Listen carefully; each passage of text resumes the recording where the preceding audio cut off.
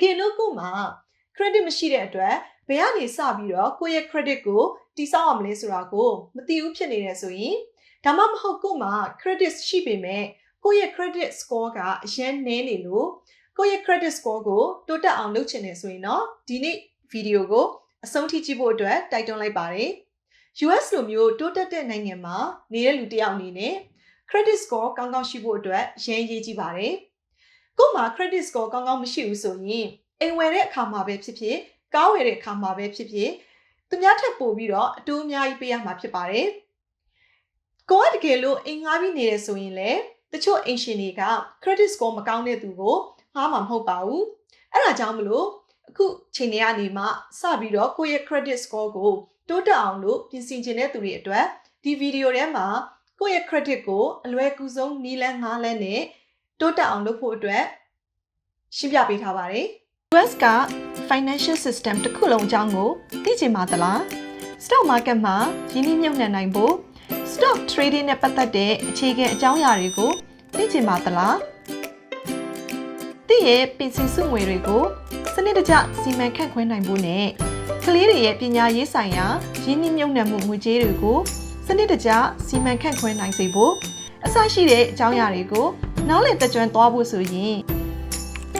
ခုပဲ Grow and Win မှာစီးပေးသွင်းလိုက်တော့နော်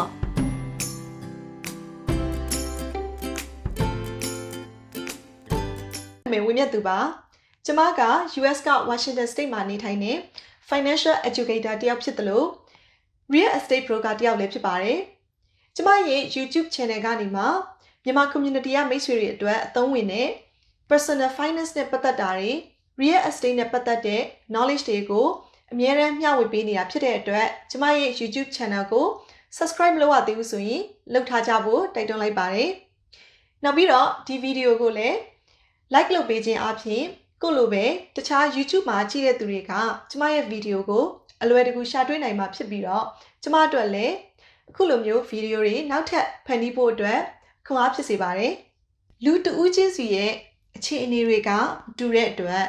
တဦးချင်းစီရဲ့ credit score ကိုတိုးတက်ကောင်းမွန်အောင်လှုပ်ဆောင်မှုဆိုရင်တော့တိကျအဆင့်တွေလည်းရှိနိုင်ပေမဲ့ဒီနေ့ကျမဖော်ပြပေးမယ့်ချက်တွေကတော့လူတိုင်းရဲ့ credit score တွေကိုတက်လာအောင်လို့ကူညီပေးနိုင်မယ်ရေဘူးရအဆင့်များပဲဖြစ်ပါတယ်ပထမအချက်ကကြတော့ကိုယ့်ရဲ့ credit profile ကိုတည်ဆောက်ရမှာပါ Experian နဲ့ TransUnion ကဲ့သို့သော Major Credit Bureaus တွေမှာအကောင့်အသစ်များဖွင့်ခြင်းကကိုယ့်ရဲ့ credit profile ကိုတည်ဆောက်တဲ့နေရာမှာအရေးကြီးတဲ့အဆင့်ဖြစ်ပါတယ်ကိုယ့်နာမည်နဲ့အကောင့်များမရှိသေးတဲ့၍ကိုယ့်ကိုငွေချေးသူအဖြစ်မှတ်တမ်းကောက်တစ်ခုကိုစတင်ပြီးတော့ရမှာမဟုတ်ပါဘူးအဲ့ဒါကြောင့်မလို့အနည်းဆုံးတော့ active ဖြစ်တဲ့ credit account တွေကိုများများဖွင့်ခြင်းကကိုယ့်ရဲ့ credit အတွက်အထောက်အကူဖြစ်နိုင်ပါတယ်ဒီလိုကိုကအခုမှ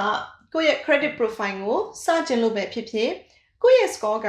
နှိမ့်နေလို့ပဲဖြစ်ဖြစ်ပထမဆုံးလုပ်ရမှာတော့ secure credit card ကိုအသုံးပြုလို့ရပါတယ် secure credit card ဆိုတာကကပ်ပိုင်ရှင်ကငွေကိုကြိုပေးထားပြီးတော့အဲ့ဒီကတ်ကိုအသုံးပြုရတာပါ credit record လုံးဝမရှိတဲ့သူတွေအတွက်ယူရပြီးတော့ဖန်တီးပေးထားတာဖြစ်ပါတယ်အဲ့ဒီ secure credit card ကို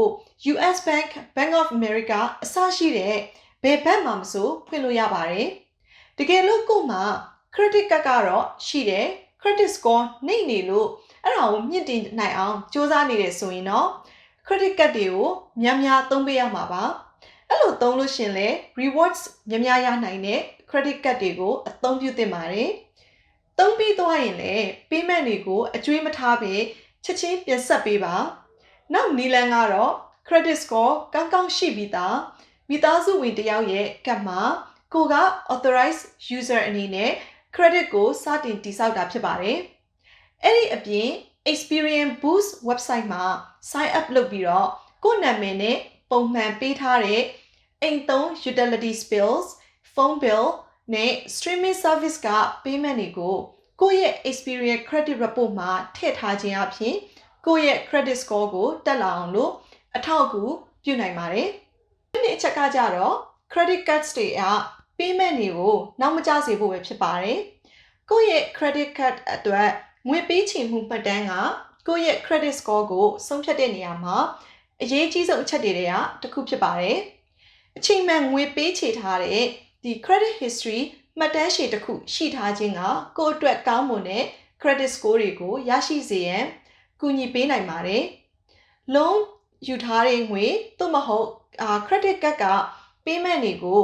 29ရက်ထက်ပိုပြီးတော့နောက်မကျစေဖို့အရေးကြီးပါတယ်။အနည်းဆုံးရက်30လောက်နောက်ကျတဲ့ဒီ payments တွေရှိတယ်ဆိုရင်ကိုယ့်ရဲ့ creditor က credit bureaus တွေကိုတိုင်ကြားနိုင်တာကြောင့်ကိုယ့်ရဲ့ credit score ကိုထိခိုက်စေပါတယ်။ဒီလိုကိုကငွေကိုအကြေမချေနိုင်သေးဘူးဆိုရင်လည်း minimum balance လို့ခေါ်တဲ့အနည်းဆုံးပေးချေရမယ့်ပမာဏအတွက်ကိုယ့်ရဲ့ bank မှာအလိုအလျောက်ငွေပေးချေတဲ့စနစ်ကိုစီစဉ်ထားခြင်းဖြင့်ငွေပေးချေဖို့အတွက်လွတ်သွားခြင်းမျိုးကနေမှကာကွယ်ပေးနိုင်ပါတယ်။တကယ်လို့ကိုက bill တစ်ခုကိုပေးဆောင်ဖို့အတွက်ခက်ခဲဖြစ်နေတယ်ဆိုရင်လည်းကိုယ့်ရဲ့ credit card ထုတ်ပေးသူထံချက်ချင်းဆက်သွယ်ပြီးတော့ဘလို့နည်းလမ်းမျိုးနဲ့အကူအညီရယူနိုင်မလဲဆိုတာကိုဆွေးနွေးနိုင်ပါတယ်။ကိုယ့်ရဲ့ credit report မှာလည်းတစ်ခါတလေကိုကသတိမထားမိလိုက်တဲ့ payment တွေဖြစ်တဲ့ gym membership တွေနောက်ပြီးတခြား subscription service တွေက payment တွေအစရှိတာတွေကိုသတိထားပြီးကြည့်နေဖို့အရေးကြီးပါတယ်။အဲ့ဒီ payments တွေကိုအချိန်မှန်ငွေပေးချေမှုတွေကကိုယ့်ရဲ့ credit score အတွက်အထောက်အကူမဖြစ်စေပေမဲ့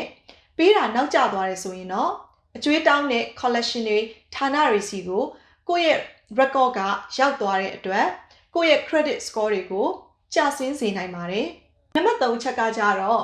payment due date ကျော်သွားတဲ့ accounts တွေကိုအကျွေးပြန်ဆက်ပေးခြင်းပဲဖြစ်ပါတယ်။တကယ်လို့ကိုက credit cards ရဲ့ payments အတွက်နောက်ကျတဲ့အခါမှာအဲ့ဒီ record ကကိုယ့်ရဲ့ credit report မှာ9နှစ်အထိမှတ်တမ်းဝင်နိုင်ပါတယ်။အဲ့ဒါကြောင့်မလို့ဒီ payment တွေအကုန်လုံးကိုလက်ရှိမှာကိုယ် statement ထွက်လာတာနဲ့ချက်ချင်းပေးချေလိုက်ခြင်းကကိုယ့်ရဲ့ credit score ကိုတိုးတက်စေနိုင်ပါတယ်။အဲ့ဒီအပြင်အတိုးများစွာပေးရခြင်းအန္တရာယ်ကလည်းကာကွယ်နိုင်ပါတယ်။ credit cards ရဲ့ debt နဲ့ပတ်သက်ပြီးတော့ပြဿနာရှိတဲ့သူတွေအတွက်က credit counselor နဲ့တိုင်ပင်ပြီး debt management plan လို့ခေါ်တဲ့ DMP ကိုရယူသင့်ပါတယ်။ counselor တွေကသက်သာတဲ့ငွေပေးချေမှုနဲ့အတိုးနှုန်းတွေကိုအကြံဉာဏ်ပေးနိုင်ပါတယ်။အကျွေးကတ်တွေအားလုံးမှာရှိတဲ့အကျွေးတွေကိုစုပေါင်းပြီးတော့ payment တစ်ခုတည်းအဖြစ်နဲ့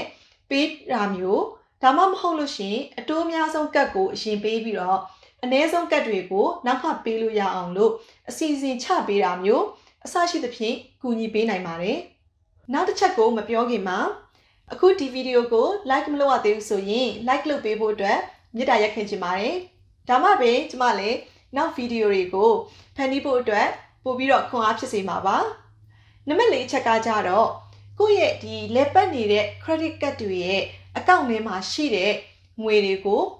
ပေးချေခြင်းပဲဖြစ်ပါတယ်။ကိုက credit card base တွေအတွက် payment တွေနောက်မကျဘူးဆိုပေမဲ့ကိုလစဉ်ပုံမှန်အတိုးပေးနေရတဲ့ credit accounts တွေမှာ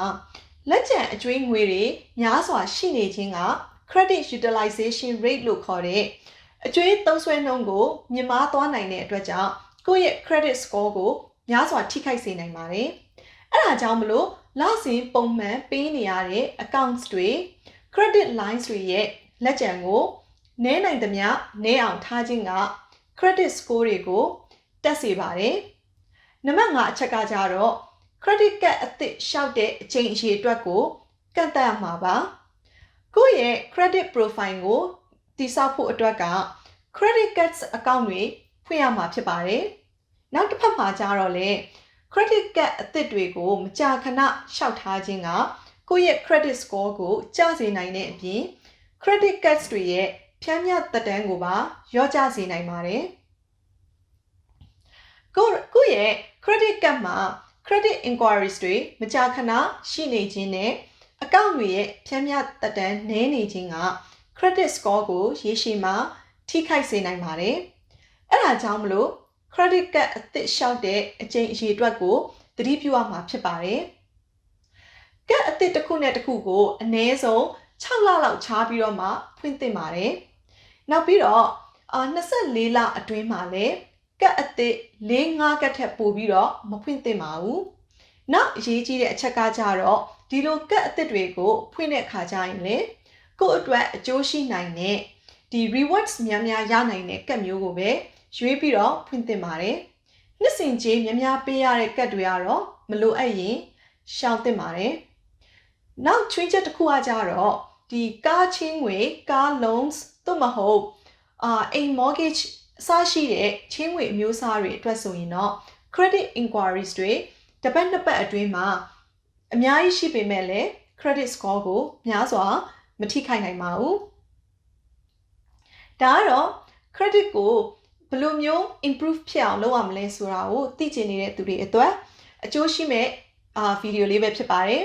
အခုဒီဗီဒီယိုကနေမှ credit card ကိုဘယ်လိုမျိုး